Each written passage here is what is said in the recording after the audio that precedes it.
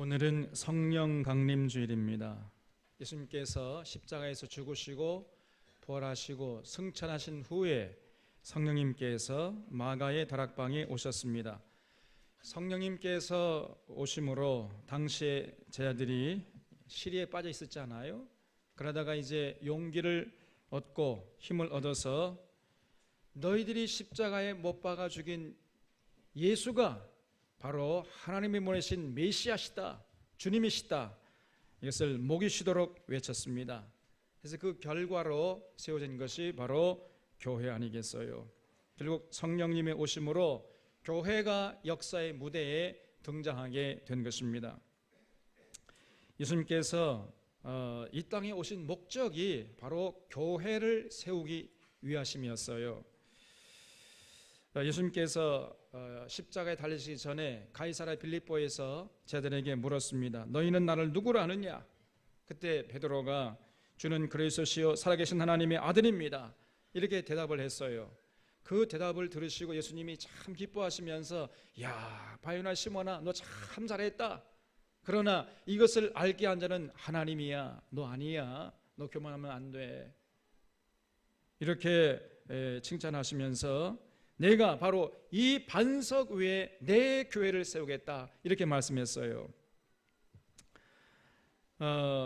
그 베드로의 신앙 고백을 듣고 예수님께서 이 땅에 오실 때의 진정한 목적이 무엇인가 하는 것을 비로소 밝히신 것입니다.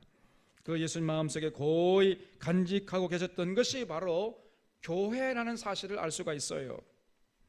그래서 주는 그리스도시요 살아계신 하나님의 아들입니다, 이렇게 고백하는 사람들 모아가지고 그들에게 하늘의 생명을 나눠주고 그들을 통해서 예수님이 다시 오실 때까지 세상의 하늘의 생명을 나눠주는 도구로 삼고자 하셨던 거예요. 이것이 예수님의 계획이었습니다.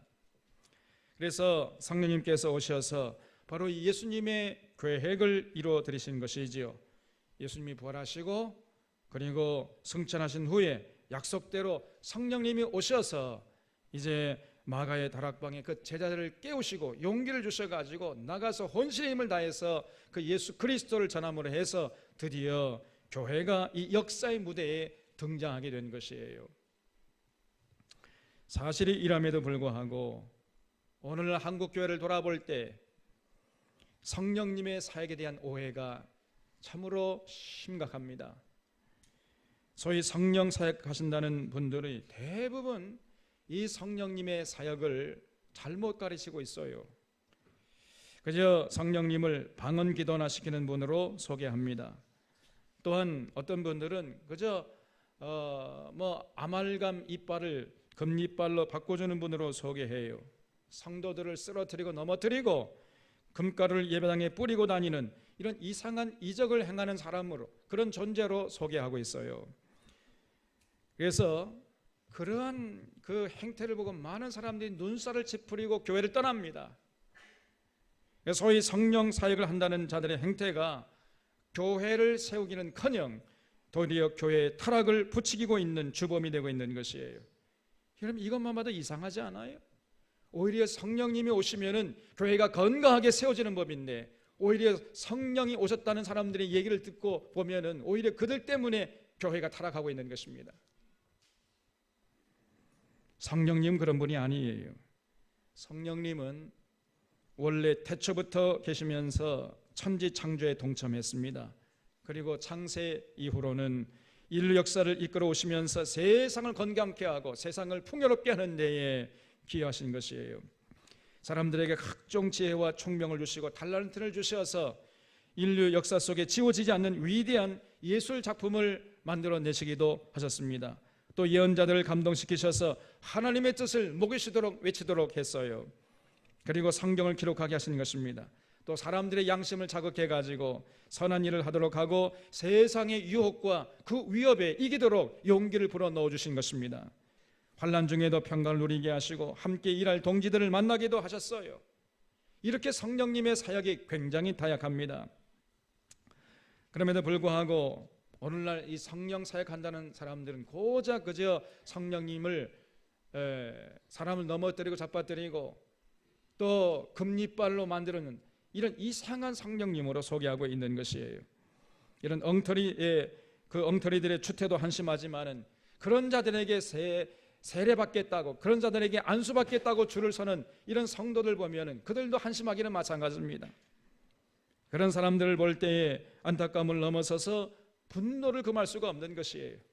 그런 사람들이야말로 교회를 타락케 하는 주범들인 것입니다. 우리 차론의 성도들은 이런 신비주의를 절대로 용납하지 않고 이런 신비주의 집회에 얼씬거리지도 않을 수 있기를 바랍니다. 오늘 성령 강림주일을 맞아서 이 성령님의 사역을 제대로 알고 믿고 성령님을 따라서 참으로 아름답게 가치 있게 살아가는 귀한 인생들 다 되시기를 주님의 이름으로 축원합니다. 오늘 말씀은 성령님이 어떤 분이신지 예수님께서 분명하게 우리에게 말씀해 주셨어요. 예수님께서 그 성령님의 사역에 대해서 아주 집중적으로 말씀했습니다. 오늘 이 말씀만 우리가 기억하면요, 얼마든지 오늘날 이 성령님의 사역에 대해서 잘못된 가르침에서 우리가 벗어날 수 있는 것입니다. 오늘 말씀 16절을 보면은 내가 아버지께 구하겠으니 그가 또 다른 보혜사를 너희에게 주사 영원토록 너희와 함께 있게 하리니 그는 진리의 영이라 그랬어요. 예수님께서 성령님을 보혜사라고 소개했고 또 진리의 영이라 이렇게 소개하셨잖아요. 이 성령님은 누구냐? 보혜사 성령님이요 진리의 성령님이라 그랬어요. 여기에 성령님의 사역의 본질이 담겨 있는 것입니다. 먼저 이 보혜사라는 말은 헬란 말로 파라클레토스라는 말이에요. 이 말은 돕는 자, 중재자, 변호사라는 말입니다. 한마디로 헬퍼라는 말이에요. 성령님은 우리를 도우시는 분이십니다. 무엇을 도와주십니까? 첫째로는 예수님을 사랑하도록 도와주세요. 눈에 보이지도 않는 예수님을 주목해 하고 예수님께 나아가도록 우리의 마음을 감동시키시는 것입니다. 요한복음 15장 26절에서 예수님께서 말씀하시기를 내가 아버지께로부터 너희에게 보낼 보혜사 곧 아버지께로부터 나오시는 진리의 성령이 오실 때에 그가 나를 증언하실 것이다 그랬습니다. 성령님은 우리에게 예수님에 대해서 증언해 주세요. 예수님이 우리의 구세주가 되시고 예수님께서 우리의 통치자가 되신다. 우리의 삶의 주님이 되신다. 그래서 예수님의 통치를 받아야 우리가 행복하게 살 수 있다. 이거를 증언해 주시는 거예요. 그래서 예수님을 주목해 하고 또 예수님이 우리를 위해서 십자가에 죽으시고 부활하심을 믿게 해서 그 예수님을 사랑하도록 만들어 주세요. 이것이 성령님의 본질적인 사역인 것입니다. 그러므로 우리가 예수님을 마음으로 믿고 입으로 고백하게 되었다면은 성령님이 이미 우리 안에 내주하고 계시는 거예요. 우리 사랑하는 성도님은 이것을 굳게 믿으시기를 바랍니다. 그렇기 때문에 바울이 말하기를 성령님이 아니고서는 누구든지 예수님을 주시라 시인할 수 없다고 이렇게 고린도전서 12장에서 말씀하고 있습니다. 그 옛날 어느 재벌 회사 회장님이요, 죽기 전에 죽음을 눈앞에 두고 야, 내가 참 예수 믿고 죽어야 되겠다. 그래도 이 회장님이 죽음이 두려웠던가 봐요.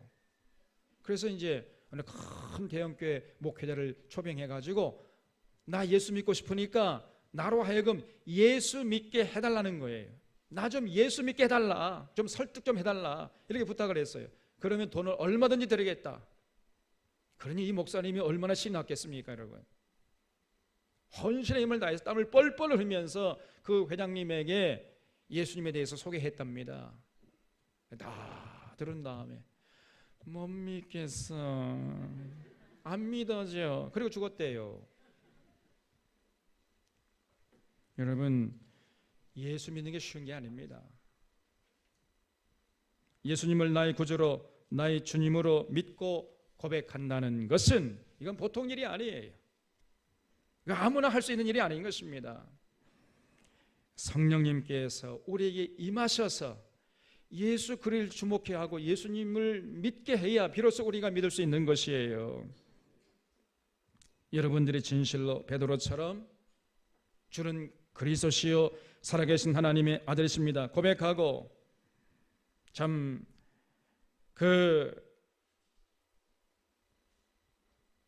주님께서 나의 통치자가 되십니다 이렇게 고백할진데, 그러면 여러분 마음속에 이미 성령님께서 내주하고 계신 사실을 굳게 믿을 수 있기를 바랍니다.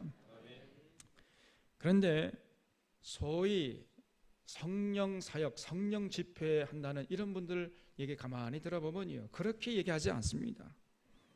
예수 믿는 것 따로 있고 성령 받는 거, 성령 세례, 성령 충만 받는 거 따로 있다는 거예요. 아닙니다, 여러분. 그건 엉터리예요. 절대로 그런 엉터리 말에 휘둘리지 않기를 바랍니다. 성령 받은 것의 분명한 증거가 저들은요, 방언 기도하는 것이래요. 기가 찹니다. 그래서 수많은 성도들이 그렇게 방언 받기를 사모하고 방언 기도하려고 애를 쓰는 거예요.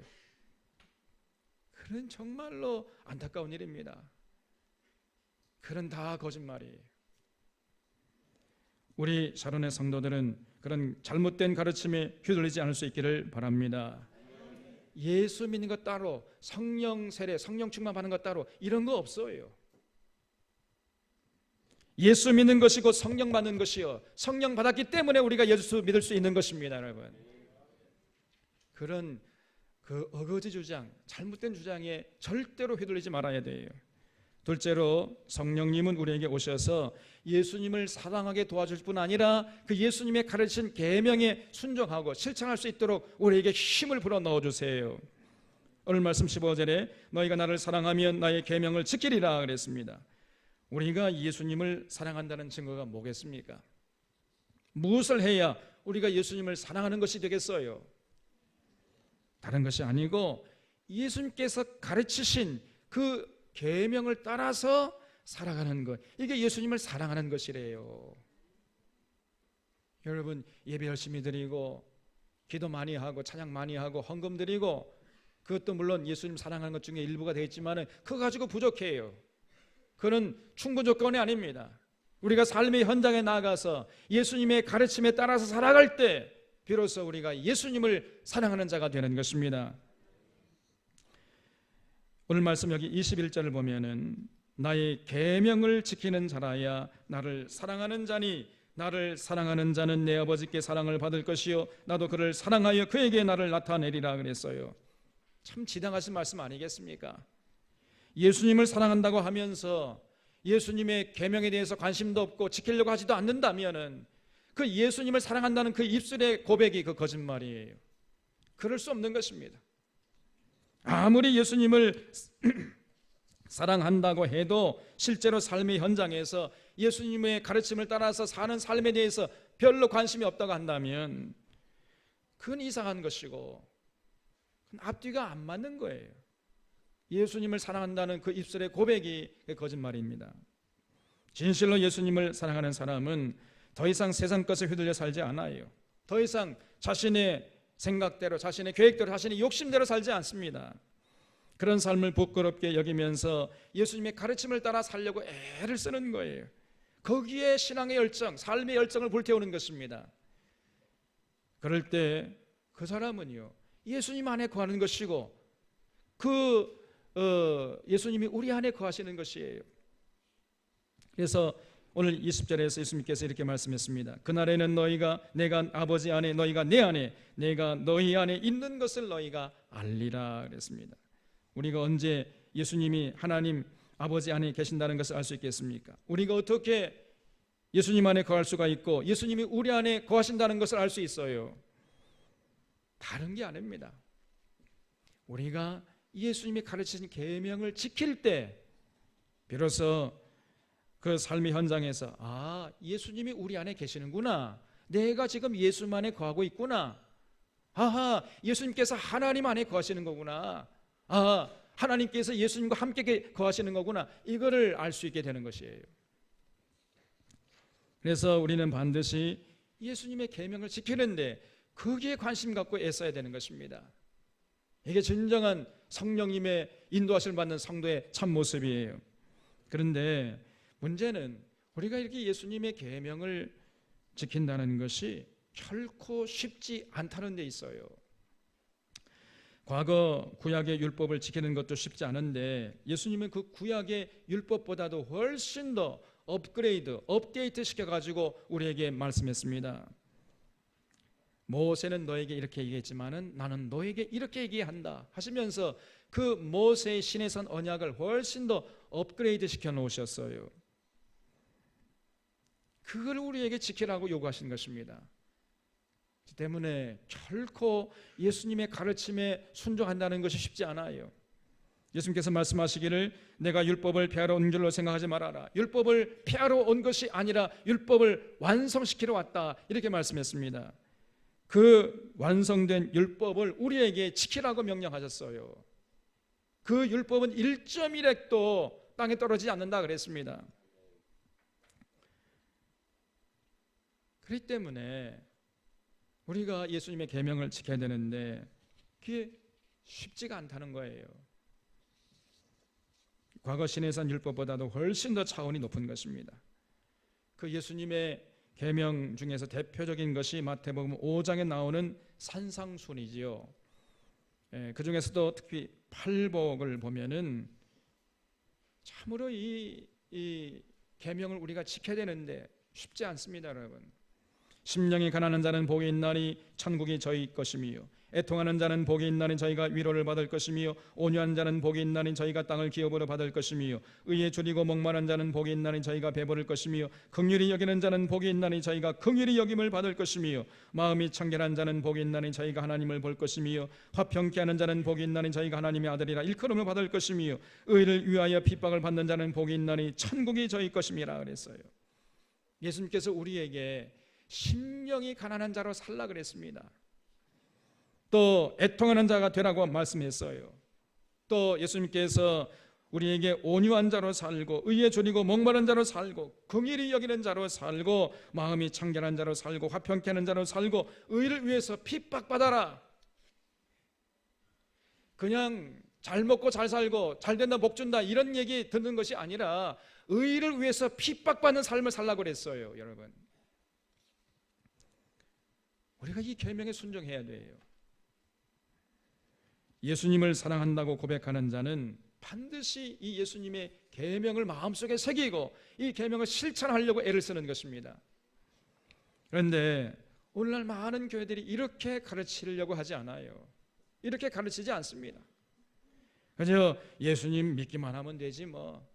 아니 그 예수님의 계명, 그 예수님이나 지킬 수 있는 것이지 우리 같은 사람들이 어떻게 지켜? 그저 우리는 그냥 예수님의 은혜만 누리면 되는 거야. 대부분 이렇게 가르쳐요. 지금은 은혜의 시대예요. 이 교회 시대이기 때문에 이제 그 율법은 폐기됐다. 그러면서 그저 예수님의 은혜만 누려라. 이렇게 가르칩니다. 예수님께서 분명히 율법을 폐하러 온 것이 아니라고 말씀했잖아요. 1.1획도 땅에 떨어지지 않는다고 말씀했고 내가 율법을 폐하러 온 것이 아니라 완성시키러 왔다. 이렇게 분명하게 명명백백하게 말씀했음에도 불구하고 많은 사람들이 예수님의 가르침에 대해서 외면합니다. 그리고 부정해버려요. 그렇게 살지 않아도 된다는 것입니다. 아닙니다, 여러분. 그 대표적인 사람들이 바로 구원파예요. 그래서 우리가 구원파를 성경대로 가르치지 않는다 해서 달을 이자를 써가지고 이단이라고 하는 것입니다. 성경의 가르침과 다르다는 거예요. 그래서 이단이에요.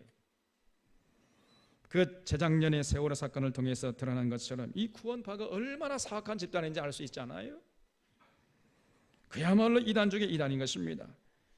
그래서 오늘 한국교회가 구원파를 이단이라고 정죄해 놓고는 실제적으로 그 삶의 내용, 그 신앙의 내용을 가만히 들여다보면은요 똑같아요. 구원파하고 그냥 구원파입니다. 구원파를 이단으로 정죄해 놓고는 실상은 구원파처럼 신앙생활을 하고 있잖아요. 율법이 폐기됐다고 하는가 하면 그저 예수님의 십자가 은혜만 강조를 합니다. 은혜 받은 성도들이 지켜야 할 예수님의 그 계명에 대해서는 강조하지 않아요. 그게 구원파예요. 다른 게 구원파가 아닙니다. 참으로 안타까운 일이 아닐 수가 없어요.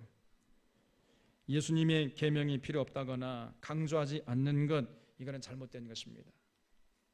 우리가 예수를 믿고 예수님을 사랑한다면 반드시 그 예수님의 가르친 그 계명에 따라서 살려고 하고 그렇게 되게 되어 있습니다. 거기에 모든 성도들이 관심을 갖고 헌신하는 것이죠. 근데 문제는 우리 힘으로 그 예수님의 가르침을 실천하기가 너무 어렵다는 거예요. 그렇기 때문에 하나님께서 성령님을 보내주신 것이에요. 그래서 성령님이 오셔가지고 그 예수님의 그 가르침, 그 계명을 지킬 수 있도록 우리를 도와주신단 말이지요. 성령님께서 우리 안에 내주하시면서 그 계명을 지킬 수 있도록 우리를 자극하고 격려하고 그 길로 우리를 이끌어 가시는 것입니다. 이것이 성령님의 본질적인 사역이에요. 자, 이렇게 성령님의 인도하심을 따라 살게 되면 그 삶이 아름답습니다. 아주 아름다워져요. 그래서 사랑과 희락과 화평과 오래 참음과 자비, 양성과忠성과 온유와 절제 같은 이런 아름다운 성령의 열매를 주렁주렁 맺으면서 살아가게 되는 것입니다. 우리 선원의 성도들이 성령님의 도우심을 따라서 예수님을 사랑하고 예수님의 그 계명을 지키는데 힘을 써서 아름답게 승리할 수 있기를 주님의 이름으로 축원합니다. 또한 오늘 예수님께서 성령님을 진리의 성령님이라고 소개하고 있어요.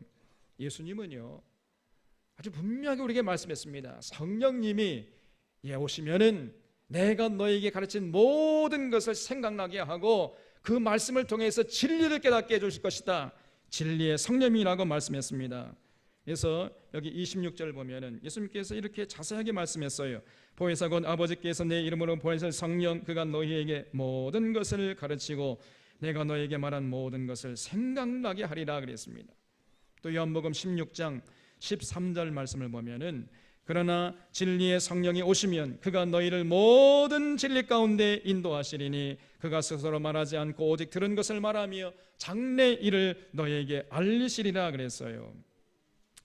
성령님이 우리를 진리 가운데 인도하시는데 그저 그냥 파편적인 진리, 부분적인 진리, 미흡한 진리로 인도하는 것이 아니라 모든 진리 가운데 인도하신다는 거예요. 진리의 총합, 진리의 전체, 조금도 부족함이 없는 온전한 진리 가운데 우리를 인도하신다 그랬습니다. 그래서 성령님께서 오셔서 그 예수님의 말씀을 통해 가지고 진리를 깨닫게 하시고 그 진리 따라 살아갈 수 있도록 우리를 격려하시는 것이에요. 이것이 성령님의 본질적인 사역인 것입니다. 여러분, 우리가 진리 따라 사는 것이 왜 그렇게 중요합니까? 왜 그토록 예수님께서 진리를 강조하시고 성령님께서 오셔서 진리 따라 살 수 있도록 우리를 이끌어 가시는 것이에요? 그 이유가 무엇입니까? 우리가 진리를 따라 살아야 비로소 참 자유를 누릴 수 있기 때문입니다.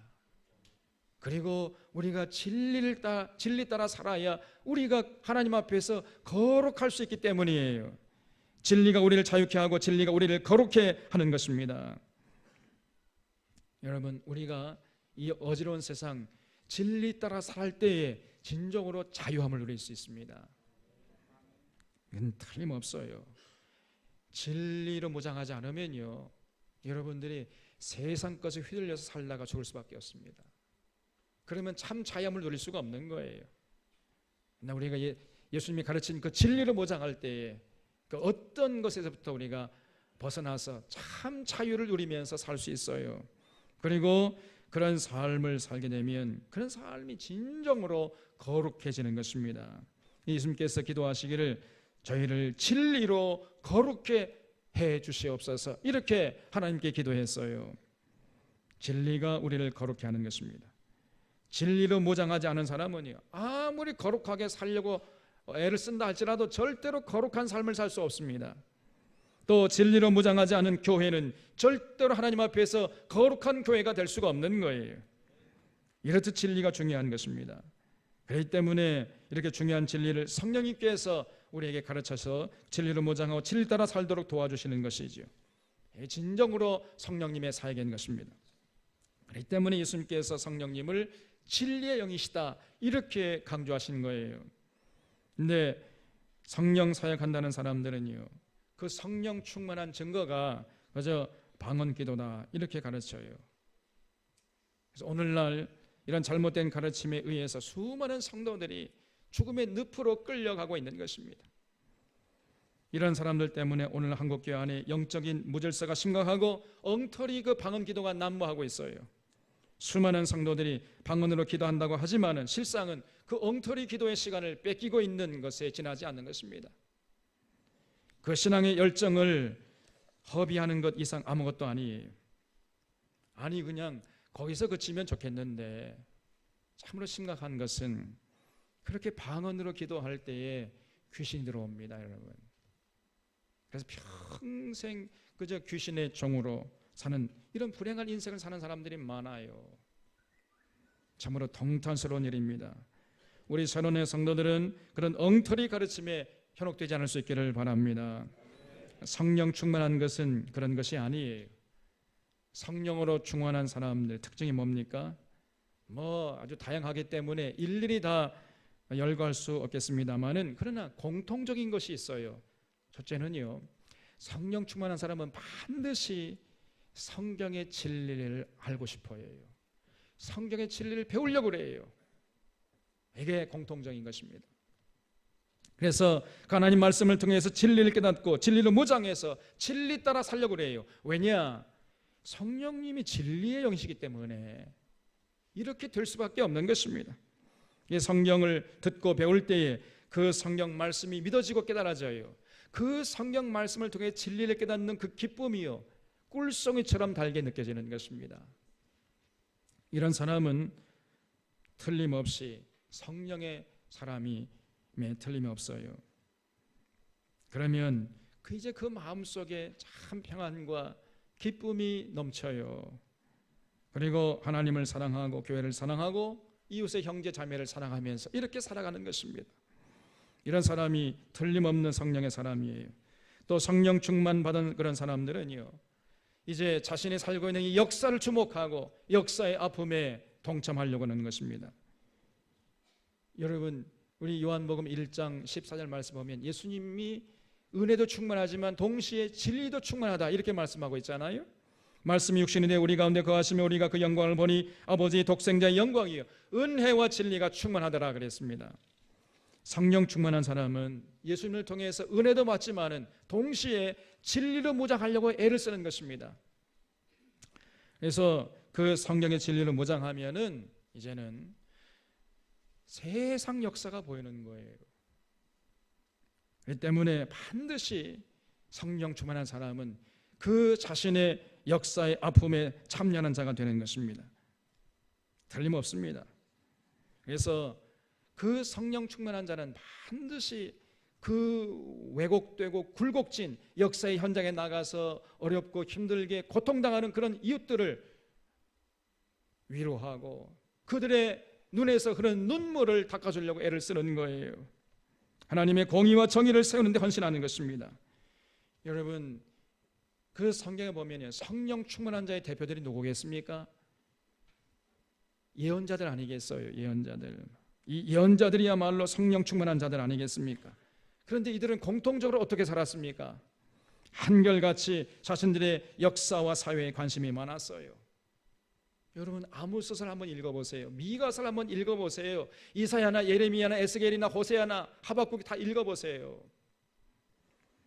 다 한결같이 이런 사람들이 성령 충만한 사람들 아니겠습니까? 그런데 이들이 전한 메시지를 읽어보면은요, 오늘날 한국교회 논리로 보면은 전부 좌경, 종북, 빨갱이들이에요. 그런데 실제적으로 이 사람들이 성령 충만한 사람들 아니었습니까? 이들은 한결같이 자신의 역사에 깊은 관심을 가지고 역사의 아픔에 동참했어요. 그리고 세상이 어떻게 돌아가는지 지극한 관심을 가지고 살았던 것입니다. 그래서 동시에 사람들에게 그들의 잘못된 모습을 보게 하고 하나님의 아픈 심정을 전하게 해서 그들을 하나님께 돌아오게 하는 데에 혼신의 힘을 다했던 것이에요. 이런 예언자들의 정신을 이어받아서 오늘 우리도 이제 오늘 오후 예배 시간에는 저 광주 5.18 민주무역에 가서 참배하고 예배하고 돌아오려고 하는 것입니다. 성령 충만한 사람들은 반드시 이렇게 역사의 현실을 직시하고 그 역사를 올바른 길로 인도하려고 애를 쓰는 것이에요. 과거에 30여 년 전에 우리의 그 아픈 역사를 절대로 외면하지 않는 것입니다. 우리가 누리는 이 민주주의가 얼마나 소중한 것이고 얼마나 고귀한 우리의 젊은이들이 피를 흘려서 우리가 누리는 것인 걸 우리가 깨닫고 참으로 성숙한 민주주의를 위해서 우리가 애를 쓰는 것이에요. 반드시 성령 충만한 사람은 그런 삶을 살아가려고 애를 쓰는 것입니다. 틀림없어요. 그저 방언받고 방언 기도하는 것, 이게 성령 충만의 증거가 아닙니다. 그 엉터리예요. 진정으로 성령 충만 받은 사람은요, 진리로 무장해서 점점 그 삶이 성화되고 역사에 관심을 갖고 억눌린 자, 억울한 자, 원통한 자의 편에 서서 그들의 흘리는 눈물을 닦아주려고 하는 것이에요. 이게 진정으로 성령 충만한 사람의 공통적인 모습인 것입니다. 다시 말씀드립니다. 성령 충만 받으면요, 방언기도 그 엉터리예요. 그렇지 않습니다. 오히려 성령 충만 받으면 진리를 사모하는 것입니다. 진리를 추구하고 진리를 무장하려 하고 진리 따라 살려고 해요. 그래서 그 진리의 눈으로 이 역사를 바라보면서 잘못된 이 역사의 현장에 거기서 하나님의 아픈 마음을 외치고 그리고 하나님의 공의와 정의를 실현하려고 하는 것입니다. 이게 진정으로 성령 충만한 자의 모습이에요. 이런 성도들이 모인 교회가 진실로 이 시대에 건강한 교회인 것입니다. 사도 바울은 로마서 8장 30절에서 말하기를 성령님께서 미리 정하신 그들을 또한 부르시고 부르신 그들을 또한 의롭다 하시고 의롭다 하신 그들을 또한 영화롭게 하신다 그랬어요. 또 사도 베드로는 베드로후서 1장 5절에서 말하기를 그러므로 너희가 더욱 힘써 너희 믿음의 덕의 지식을 지식의 절제를 절제의 인내를 인내의 경건을 경건의 형제 우애를 형제 우애의 사랑을 더하라 그랬습니다. 성령님이 오시면 우리들이 이렇게 온전한 모습으로 하나님에게 서게 돼요.